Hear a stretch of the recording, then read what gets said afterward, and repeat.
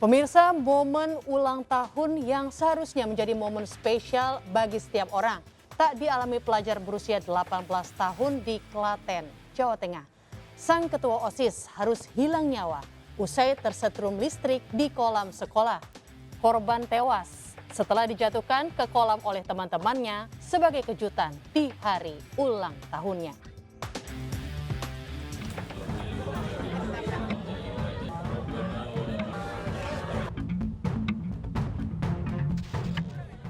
Isak tangis keluarga FN pecah saat prosesi pemakaman korban berlangsung.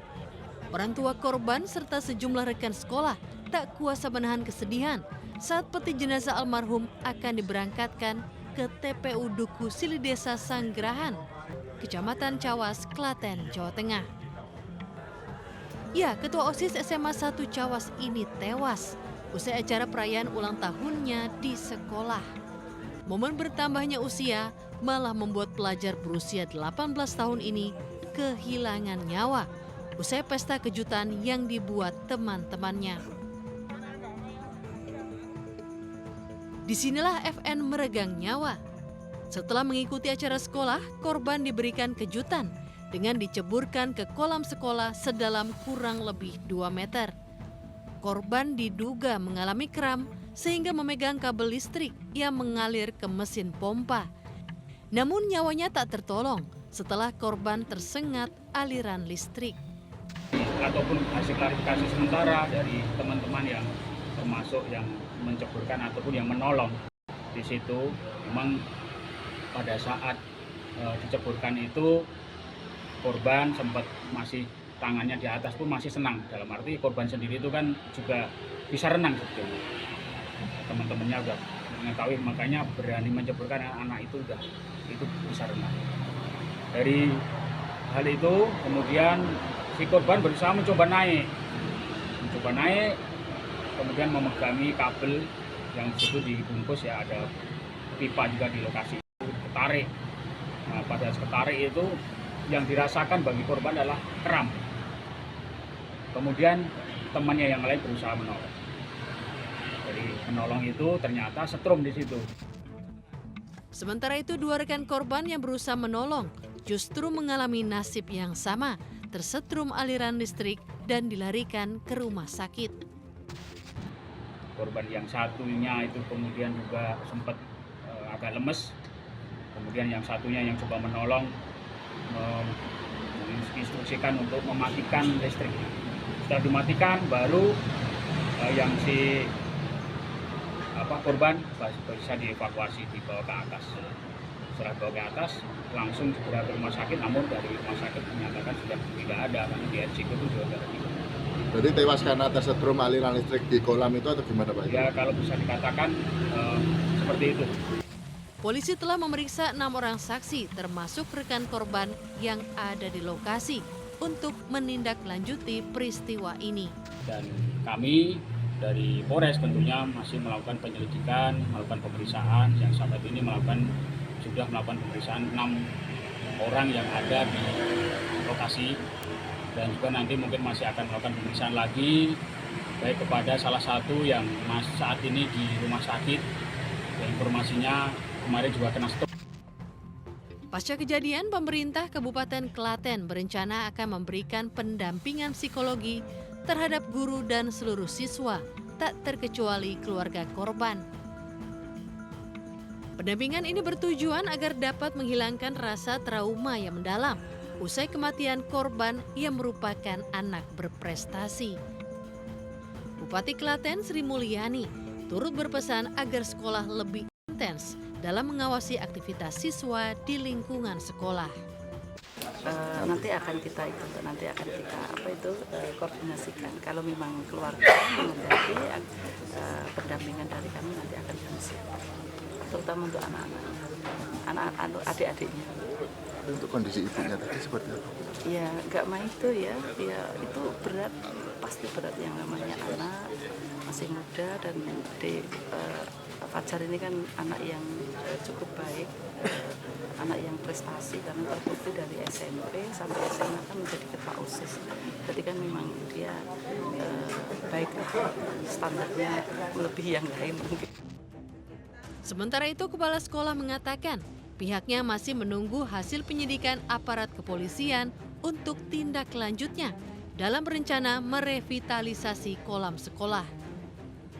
Pihaknya mengatakan kolam tersebut sudah lama berfungsi sebagai kolam resapan air, sekaligus tempat penampungan air di sekolah. Pertama, saya tetap menunggu masukan saran-saran dari pihak kepolisian terkait ke depan untuk pembangunan dan perbaikan sarana prasarana sekolah kami. Yang jelas, kolam tersebut dibangun awal itu sekitar kepala sekolahnya Pak Dawawi itu di tahun 84. Dan tujuan pembangunan kolam awal itu untuk tampungan air, serapan air, karena jika kolam sini kosong, itu masyarakat di sekitar sini sumur-sumurnya juga kering. Itu awal pembangunannya. Terus berkembang sampai sekarang. Sekarang ini karena sudah ada PAM dan sebagainya, akhirnya penggunaan itu sebagai sumur resapan sekolah, tampungan air hujan, kemudian tampungan limbah air wudhu siswa. Nah, untuk biar tidak terjadi, namanya biar air mengenang ya, ada jentik-jentik, biar tidak nyamuk berkembang, kita kasih lele di dalam. Di sisi lain, menurut kepolisian, pihak keluarga korban tak melaporkan kasus ini dan menerima peristiwa yang menimpa anaknya.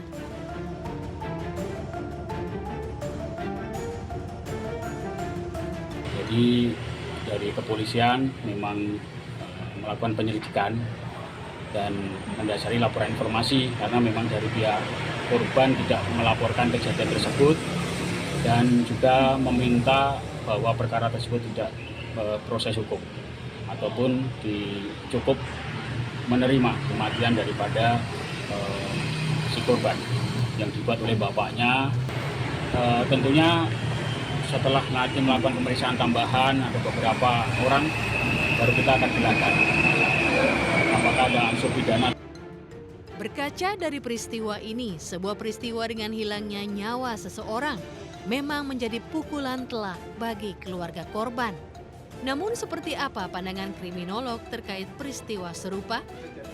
Salah satu hal yang kemudian perlu digarisbawahi bahwa dalam konteks pembunuhan ada yang kita sebut sebagai adanya intended atau niat di situ. Saat kemudian ini tidak ada, maka unsur mens rea-nya kemudian bisa diabaikan. Dan dalam konteks ini maka bisa kita kategorikan bahwa ini ada pembunuhan atau kemudian kematian dengan kelalaian.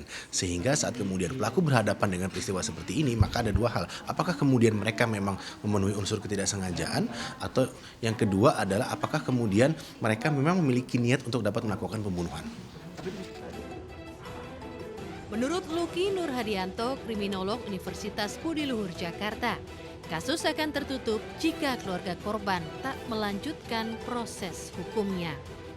Tentu saat kemudian ini berbicara mengenai pidana dan kemudian ada korban jiwa dan ada saksi mata, maka ini bisa dapat ditersangkakan, tapi kemudian dengan dalih kemudian adanya unsur kelalaian di sana tadi itu. Saat kemudian mereka berada pada ranah ini, maka hukuman yang paling maksimal adalah saat kemudian berada di ranah 5 tahun, atau kemudian jika memang pemberatan tidak ada adalah di bawah 1 tahun. Nanti tergantung tuntutan dari korban ya? Ya betul, tergantung tuntutan dari korban dan kemudian apakah kemudian bukti-buktinya atau kemudian barang-barang buktinya kemudian mengarah kepada pelaku tunggal atau kemudian pelaku yang memang secara bersengaja kelalaian itu bersifat berkelompok. Meski tidak adanya laporan lanjutan dari pihak korban, sudah semestinya peristiwa dengan hilangnya nyawa tetap harus bisa dicegah. Pentingnya kesadaran bersama akan hal-hal yang bisa berakibat fatal bagi semua pihak. Jangan berlebihan dalam melakukan sesuatu. Pentingnya pengawasan tetap jadi nomor 1. Harapannya sederhana, jangan ada lagi nyawa melayang dengan sia-sia. Selalu waspada.